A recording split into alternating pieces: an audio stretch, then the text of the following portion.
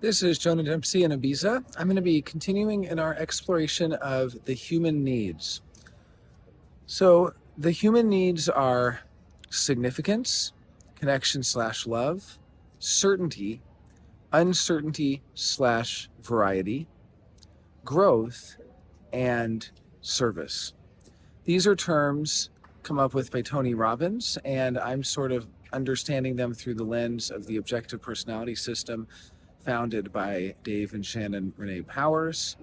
Dave Powers, Shannon Renee Powers developed this incredible system called the Objective Personality System, or OPS for short, based on the work of Carl Jung and also integrating other thinkers, Tony Robbins being one of them.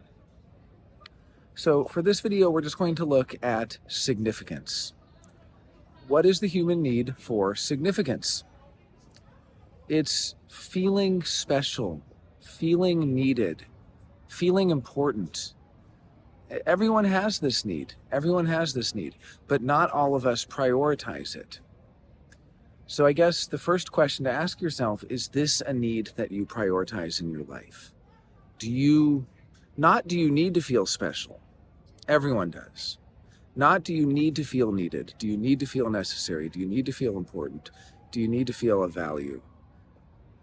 This is a different question. This is, are you prioritizing that need in your life?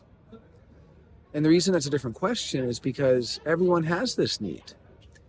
Everyone has it, but only about half of us are prioritizing it. The other half are prioritizing connection slash love. And we'll get to that in the next video. But if you prioritize, if you're basically oriented towards meeting the need for significance, well, I mean, you're going to have a much easier time going your own way. So it might seem to have this great advantage, right? But the truth is, none of it's easy. Even if that's what you're doing, you've had to work at it. So it gets very complex here because people tend to think that the others have it easier somehow, right? They tend to think, well, I'm a significance person. Those connection love people have it so easy. It's so easy for them to prioritize others. No, they work at it. They work at prioritizing others. And the connection love people tend to think it's so easy for the significance people.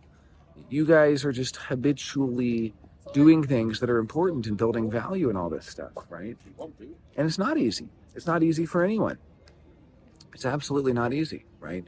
So we're gonna go into some of this. I'm trying to find the sweet spot between teaching the entire objective personality system versus giving enough to just be practical and useful. I did a 10-week course introducing the objective personality system, and I wouldn't even consider it going to very advanced. We went to a few advanced places, but we did about 2 hours per session, and then we also had 2 study groups a week, so plus a few extras. So I think we had around 50 hours of study groups plus 20 hours of original class material, really about 70 hours of going through the objective personality system. And it was great. By the end of it, we all really got it. But, in these videos, I want to be able to give you enough of this information that's useful and gets you thinking and maybe gives you some, particularly because I'm doing these for people in human design, gives you some language and some different understandings, possibly of mostly where we've tried to explain this stuff with human design and failed, right? Because human design really is explaining everything about this life. It's not necessarily explaining everything about every life, right? Whereas it's my belief that when we get into the personality, we're talking about something that remains the same life after life after life. I was making the joke in the last video. People don't get to be that selfish in one lifetime. If you're a significance person, you don't get to be that self-absorbed. You've had a lot of practice at that. So what is it to prefer significance? And I estimate around 50%. I don't know that 50% of people prefer significance. 50% of types do. So when we look at all the different types, half the types down the middle are types that prefer significance over connection slash love. In the objective personality terminology, we call your preferences your saviors. These are areas where you're confident. These are areas you can depend on. They're obvious to you. It's obvious for a significance person. People should do something important with their life. And you work hard at it. It's not that it's easy to you. You're just willing to put in the hours to do something important. And we say that's a savior. So people who have savior significance is what I'm talking about when I say someone is a significance person. And so if you prefer significance, if you have savior significance, that automatically means you have what in the objective personality system we call demon connection/love.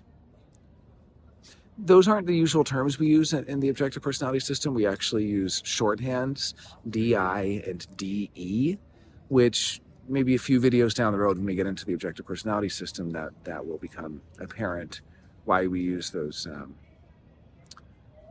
acronyms. But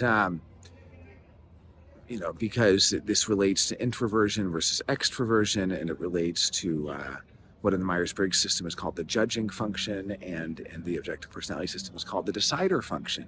So DI is the introverted decider. It's very self-oriented. DE is the extroverted decider. It's very other-oriented. This is just to be clear. But for our purposes now, we're just going to talk about significance versus connection/love. So in the next video, we'll go into connection/love. How do you know you're a significance person? You usually are pretty in touch with what you want. Even if your innocence, motivation, even if, various aspects of your body graph, doesn't matter. You are accustomed to saying, I want. You also probably say, I can, I'm allowed. There's a lot of I statements. It's more of a me story. This is the way Dave Powers describes it from the objective personality literature. It's a me story. I can do this. I went here. A significance person. I went to this place. I did this thing. You'll notice that someone who has demon significance, that is a connection love person, a connection love person will not say I did as much. They'll say we did. We were here. It's a we story. We were on vacation and we discovered this thing and we found. Now, of course, everyone tells I stories and everyone tells we stories. It's just that some people are going to habitually tell one more than the other. And that's going to be one of the ways you can kind of get a hint. This person might be a significance person. This person might be, a connection love person. It's not like human design where you can punch in their birth time. You can't really just punch in the birth time and figure it out, right?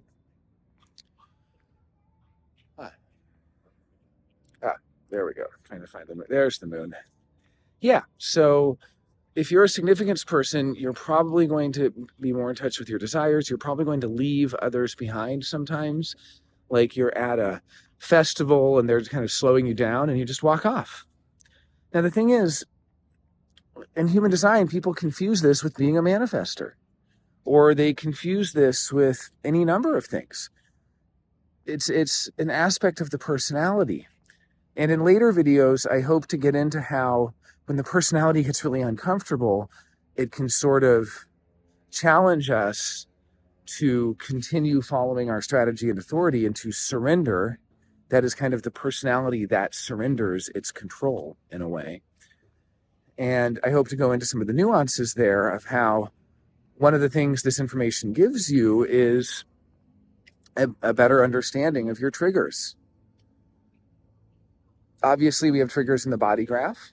We actually call it triggering when someone brings out an exaltation or detriment, something that I don't hear a lot of human design analysts talk about. The technical term for when someone has an activation in a gate you have or in its harmonic gate that pulls one of your line activations in that gate towards exaltation or detriment, triggering.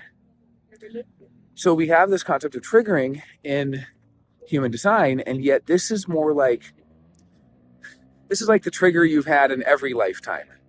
The points of discomfort where the personality is really challenged to surrender.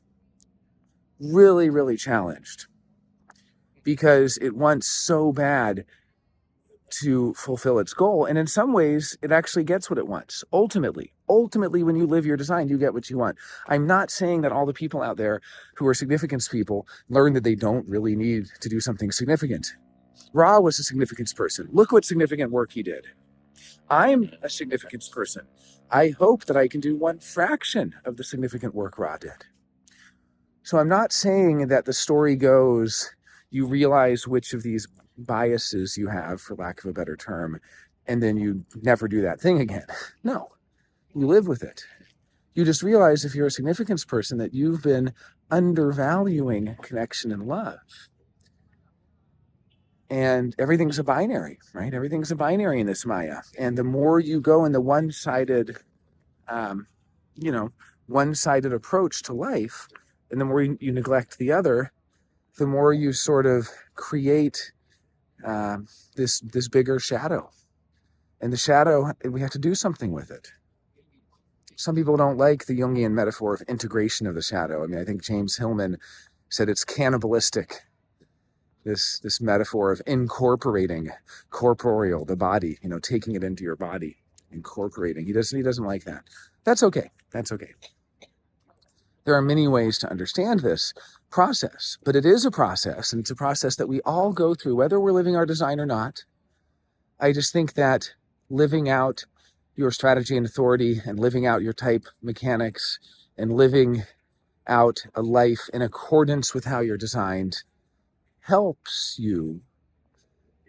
bring you to places where before you had that, you would probably be freaking out, It helps bring you to places of discomfort. But there are a lot of people that I know that are in human design that are still, I think all of us, we're all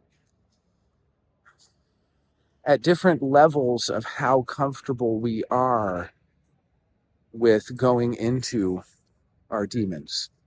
So I'm a significance person. It can make me very uncomfortable if I feel I'm not doing something significant.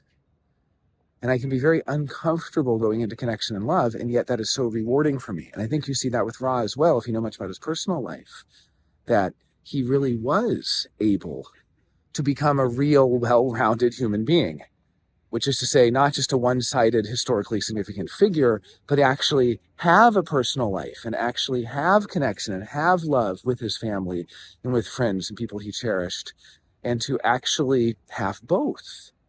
So I'm not trying to sell some story of you can have it all, but in some ways you can. You can have it all. It's just not the way you think. You don't get it all by doing the one-sided thing. You get it all by making some sacrifices. You get it all by doing less, not more, right? So the significance person thinks, if I just do more significance, I'll get it all.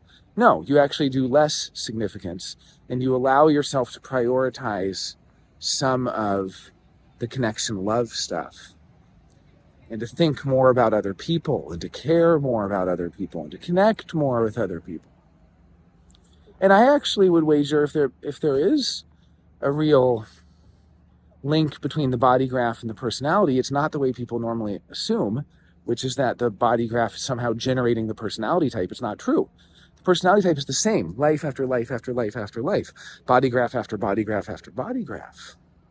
It's that the body graphs are somehow selected for that particular stage in the evolving awareness of that personality, so that when you're ready, maybe as a significance person, to have more connection love in your life, you incarnate as a 59-6, or you incarnate, you know what I mean? Or you incarnate with certain karmic activations based on your level of development, of your soul's development, really, and your level of initiation, even, to use that word that was so popular for the Theosophers, or the Theosophists, rather.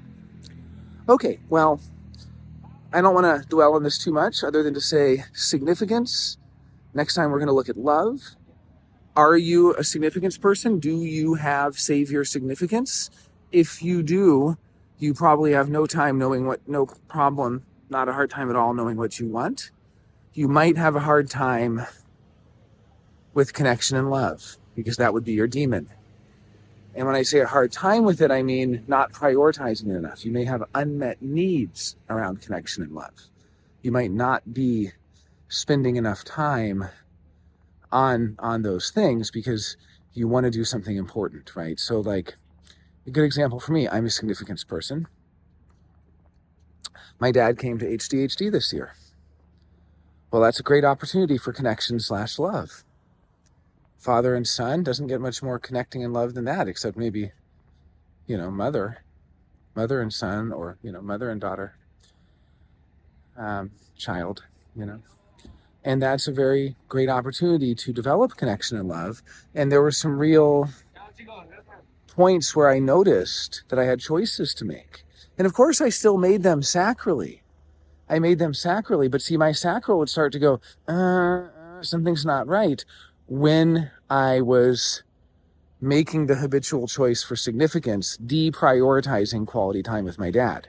Now, what's interesting is a few years ago, before I had gained some of the awareness and learned about some of these things, my sacral might have just been going, to more significant stuff, because it was basically, that was its level of awareness and growth at that point. So I guess I'm trying to say, your strategy and authority gets educated too. Your strategy and authority is coming from your unconscious, and the unconscious learns too. It's not just the conscious personality that's learning here. And so when you learn this stuff and you internalize this stuff, just like we internalize human design, just like we internalize strategy and authority, what's actually happening is it is changing us cellularly. And we're not only educating the personality, we're also educating the design. And we're actually learning to where something that we used to respond to for a generator, we don't respond to anymore. Something that we used to feel recognized for as a projector, you don't feel recognized anymore. Something that used to surprise you as a reflector no longer surprises you. A place that you used to love, you no longer love. That G center changes, the spirit changes. And so just to say, like, this is valuable stuff. There can be this idea in the human design community that the only valuable thing is something to do with your body graph. And yet everything you learn is going to educate you in some way or not. And there's no guarantee. We can't just choose to be educated. And yet there is a real potential, a real chance to be educated. No choice, but then that doesn't mean no chance. That's what I would say. So anyway, thank you for taking this stroll with me in Ibiza. It's a day after the full moon. We have Ibiza Castle in the back here on the hill. And in the next video, we will talk about connection and love. Thanks for watching.